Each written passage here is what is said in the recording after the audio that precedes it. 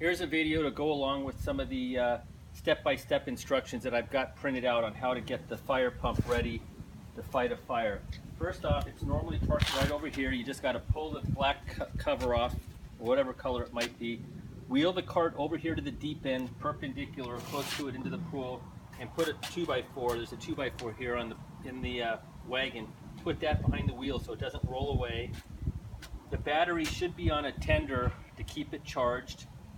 And so the battery hopefully is all charged up. There's a pull start too. So why don't you come over here, Teresa, and let me show you something. First off, you got to turn the fuel pump on or the fuel valve on by rotating that so it points down. There's a choke here you can put over that direction. Make sure it's set on run to high. And there's a key start here that we'll get to later.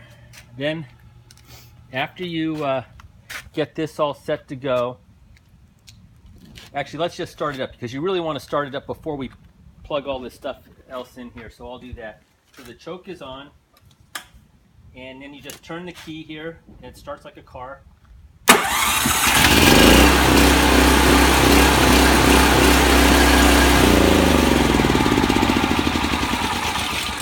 And that's pretty much all there is to that. So then what you got to do is get this right angle pipe. The long end goes into the deep end of the pool. You pull these caps off the end, and it's just a press fit in here. You just kind of stick it all the way in until it's jammed in there. If it's not in all the way, it'll fall out while you're pumping water. Then you take the fire hose, and it's got a collar right here, and you just spin this thing on. The collar spins separate from the if it gets jammed once in a while like it is now.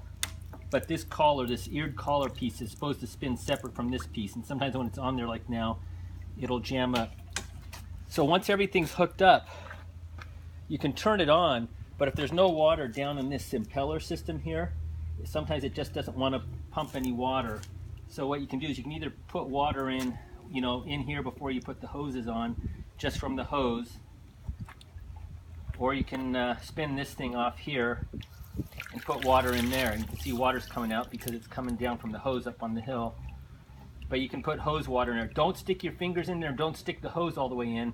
We don't want to have a chance that anything gets caught on that impeller and chops your fingers off or breaks the impeller.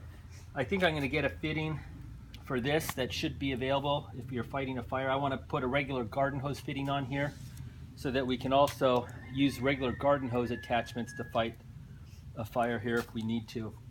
So other than that, it's once you get it primed and you start up, it takes a few moments for the hose to fill up and for it to pressurize. If there's already water in this hose, you can lift up the hose. Didrik, why don't you lift up the hose at that end? And if you just run the water backwards back into the pump here, it'll just gravity feed right back in and hit the impeller, and that helps prime it also so that it gets starts flowing. So now onto the I'm going to disconnect the battery tender and get that out of the way so we can open this up, because next comes the foam stuff.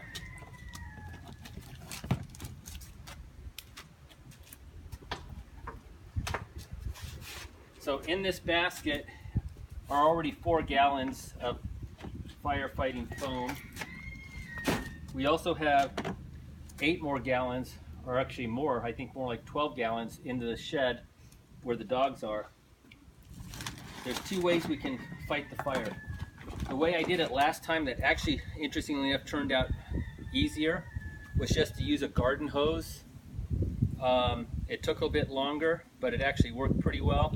I'd like us, now that you boys are grown, I'd like to have somebody be able to use the big hose and the small one. So basically, you just spin the tops off of these things, feed that in there and tighten it down.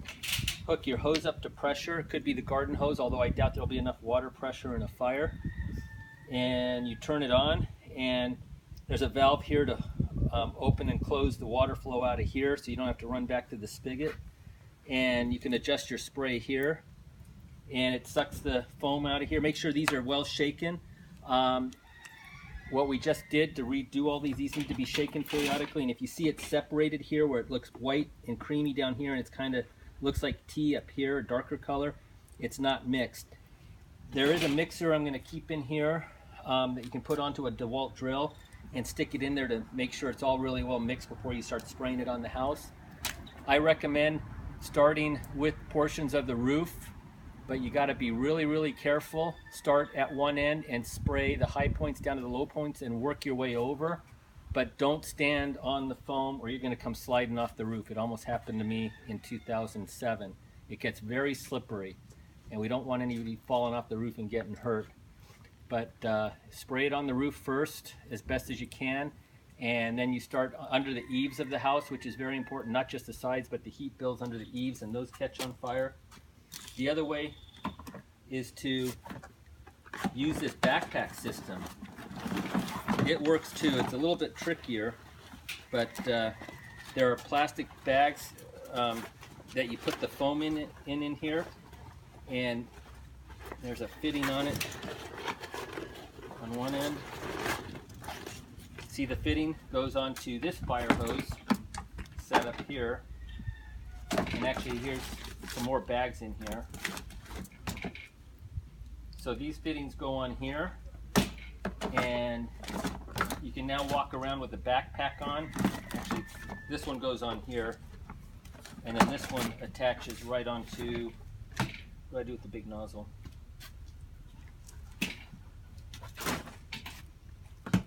There it is. So yeah, this one goes onto the bag, the yellow bag that you wear as a backpack. You can see the hole for it right here. Actually, it goes in upside down. So fill the bag, put this on, feed it through the hole upside down. Put this end onto your feeder here. Actually, this one can go in the cartons too. But if you want, you can actually feed this right into, with another fitting in here, right onto here as well. So now you can use the big sprayer to spray foam on the house. And this is done. It is threaded on the end if you want to use that to fill the bags. It makes filling the bags with the foam easier. Other than that, that's pretty much it. And then you just start spraying the house down. And once it's all on the house, you just, once a day, you can just take a nice, very, very light spritzer spray, and you can respray it all down to refresh it, and it recharges. I recommend that if we're here fighting a fire, that you go out to the race trailer and grab my racing suits, and maybe even a helmet and the baklavas, and put on the fire suit if it looks like fire is imminent, so that at least you got a fire suit on from the car. And if you have to, put on the helmet, but I don't want anybody staying here with fires whipping over the crest of the hill right here. Once you foam the house down, I want you out of here. And other than that, that's pretty much what it takes to fight a fire with this system. Any questions while you guys are here before Mom shuts it off?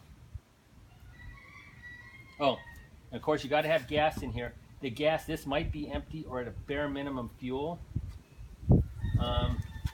There's gas out in the sheds, as you know. If the fire's imminent, I might have a little bit stored right here next to the trailer so that you can fill it quickly. If it ever doesn't want to start or keep running, it's tough, but you'll need a 10 millimeter and a 14 millimeter or 15 millimeter socket to pull the carb off and clean out the float bowl, and a small screwdriver to clean out a couple valve or jets that are in there. But every season, just like I did now, it should be ready to go. And then lastly, Didrik, why don't you come up over here and start up the pump? It's warm, so it shouldn't need any choke.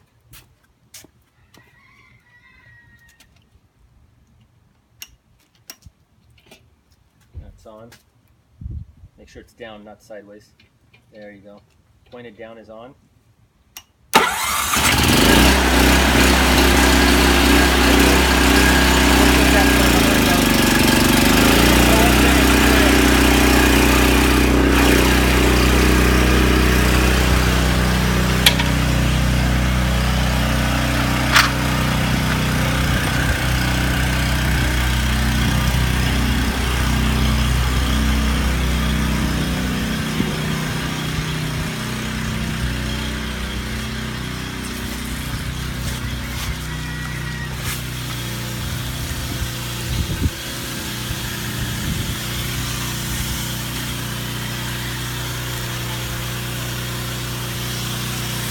Turn it.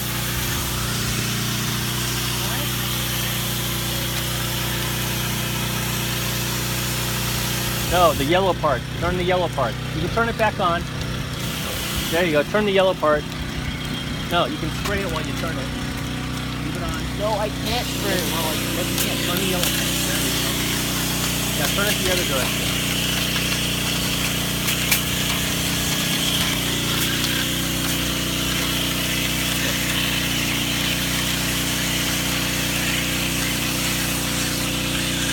Try that. Hold the handle.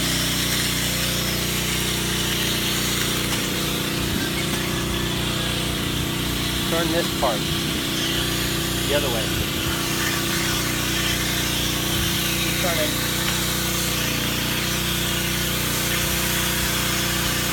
Okay, turn it back the other way. There you go. Shut it off. There you go. You want to try it, Christian? Don't drop that in the mud, please.